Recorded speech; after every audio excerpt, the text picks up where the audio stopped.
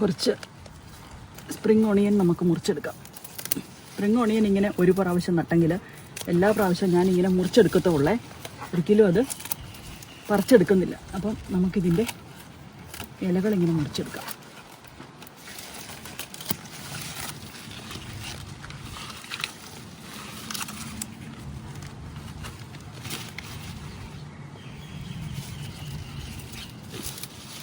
ഈ സ്പ്രിംഗ് ഓണിയൻ്റെ പൂ കണ്ടിട്ടില്ലാത്തവർക്ക് ഇതാണ് അതിൻ്റെ പൂവൊക്കെ ഇത് നിന്നിട്ടുണ്ട്. നമുക്കതിൻ്റെ വേണമെങ്കിൽ ഇതിൻ്റെ തൈ എടുത്ത് നമുക്ക് പാവാം കേട്ടോ. ഇതിൻ്റെ കുരു പാകിയാൽ നമുക്ക് തൈ ഉണ്ടാക്കിയെടുക്കാം. മൂത്ത ഇലകൾ വേണ്ട.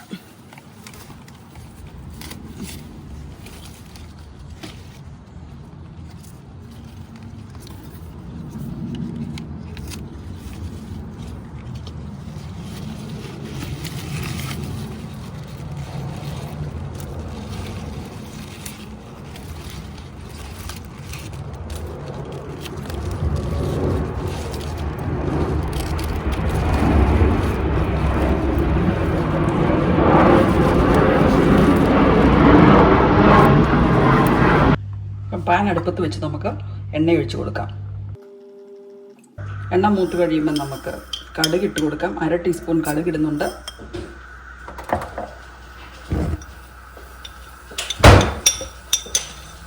അര ടീസ്പൂൺ ജീരകം,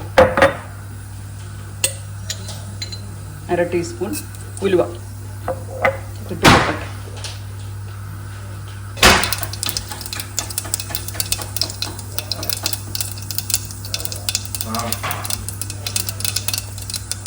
കടുക് പൊട്ടിക്കഴിയുമ്പോൾ അതിലേക്ക് നമുക്ക് ഉള്ളി, പച്ചമുളക്, കരിവേപ്പില, വെളുത്തുള്ളി ഇത്രയും കാര്യങ്ങൾ ഇട്ട് കൊടുക്കാം. ചെറിയ ഉള്ളിയുടെ, അതായത് സവോളയുടെ 4 ഞാൻ ഇട്ട് കൊടുത്തേക്കുന്നത്. 4 ചെറിയ ഒരു കഷ്ണം ഇട്ട് കൊടുത്തിട്ടുള്ളത്.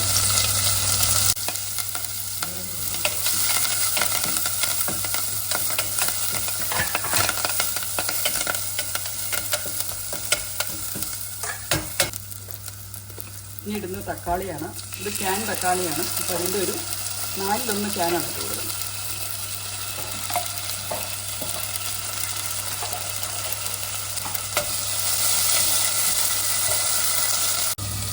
തക്കാളി ഒന്ന് മൂത്ത് കഴിയുമ്പോഴത്തേക്കും നമുക്ക് 1/2 ടീസ്പൂൺ മഞ്ഞൾപ്പൊടി ഇട്ട് കൊടുക്കാം. 1/2 ടീസ്പൂൺ ഉപ്പിട്ട് കൊടുക്കാം. ഇനി നമുക്കിതിലേക്ക് അരിഞ്ഞു വെച്ചിരിക്കുന്ന ഉള്ളിയുടെ ഇല ഇട്ട് കൊടുക്കാം. ഉള്ളിത്തണ്ട്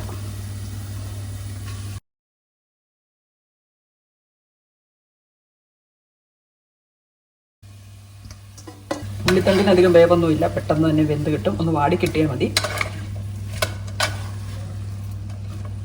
1 മിനിറ്റ് ഒന്ന് മൂടി വെച്ചാൽ മതി. ഇപ്പം തന്നെ വെന്ത് കിട്ടും. വേവാനൊന്നുമില്ല, ജസ്റ്റ് ഒന്ന് വാടിയാൽ മതി. ഉള്ളിത്തണ്ടെല്ലാം അടിഞ്ഞ് സ്വല്പമായില്ലേ. ഇനി നമുക്ക് ഇതിലേക്ക് നമ്മുടെ വേവിച്ച് വെച്ചിരിക്കുന്ന പരിപ്പിട്ട് കൊടുക്കാം. ഞാൻ തൂർദാലാണ് വേവിച്ച് വെച്ചിരിക്കുന്ന പരിപ്പിട്ട് കൊടുക്കാം.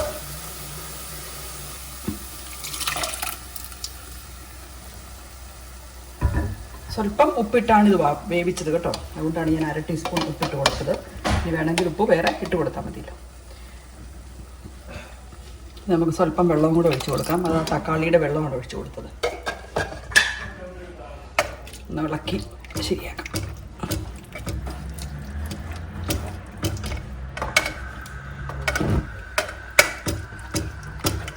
ഇതിവിടെ ഇരുന്ന് ഒന്ന് തിളച്ച് കഴിയുമ്പോൾ നമ്മുടെ കറി റെഡിയാണ്.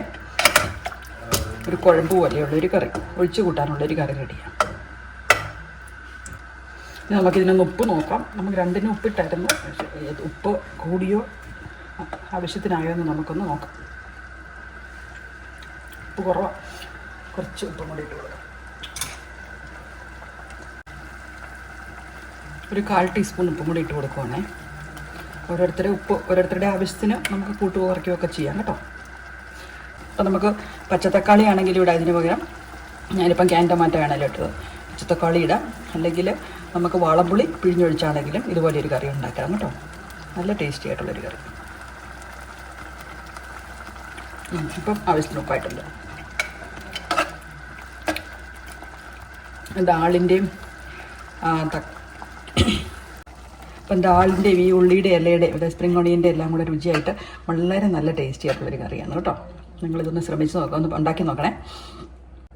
അപ്പം ദാളിൻ്റെയും ഈ ഉള്ളിത്തണ്ടിൻ്റെയും ഒക്കെ കൂടെ ടേസ്റ്റ് ആയിട്ടുള്ള നല്ല രുചിയുള്ളൊരു കറി. അതൊന്ന് ഉണ്ടാക്കി നോക്കണം. ഉണ്ടാക്കി നോക്കിയിട്ട് അതിൻ്റെ അഭിപ്രായം പറയണം കേട്ടോ. Thank you very much. Bye. അപ്പം നമ്മുടെ സൂപ്പർ ടേസ്റ്റി ആയിട്ടുള്ള പരിപ്പ് കറി അല്ലെങ്കിൽ പരിപ്പ് ആൻഡ് ഉള്ളിത്തണ്ട് കറി ഇവിടെ റെഡിയാണേ. Thanks for watching. ബൈ.